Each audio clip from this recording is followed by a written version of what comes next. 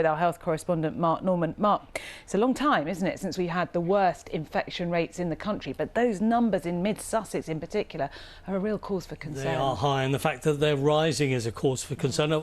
After what appears to have been a half-term lull, really, what we reported earlier in the week, hospital numbers are also up and going up every week consistently. NHS clinicians are worried, and that's why we hear so much about the booster take-up.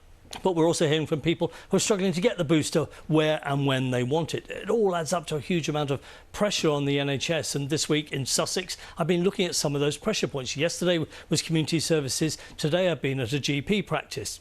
Today also, Jeremy Hunt, the former health secretary, described GPs as being in crisis. And the whole practice, the whole way GPs operate is a long way from decades ago when they seem to have so much time to do simple things like home visits. Hello. OK, just quiet a second. We might wish our GPs were still able to work this way, but of course primary care has moved on. Well, you've obviously lost quite a lot of blood. Though many of us believe we're not getting the service we should. You'll be aware of the concerns people raise. You know, they can't get through on the phone, they can't get an appointment on the day time they want, they might end up with a video call, you're not open long enough hours. Are any of those concerns valid?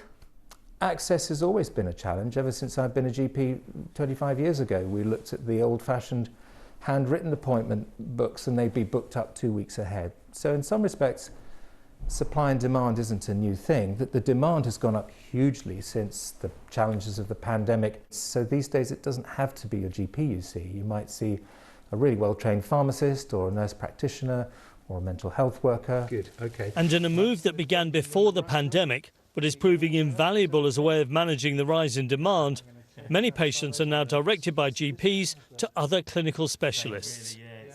If you get a letter saying you are going to see a nurse specialist about your diabetes, be amazed by that, because you're going to see a specialist that knows exactly what they're going to need to do for you.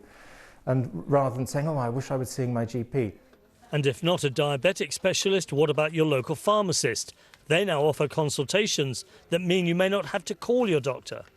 So patients can come to the pharmacy and have a discussion about simple things like cold and flu, eye infections, pain, skin problems, all sorts of different things, minor ailments that can be dealt with here at the pharmacy without taking up the time of the GP.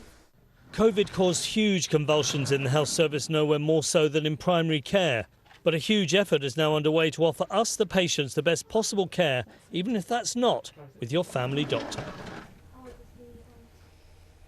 So I think it all adds up to a huge amount of pressure. Everyone looking for ways to try and relieve that pressure, to try and cope with demand, get back to some sort of sense of normality and deliver the vaccination programme.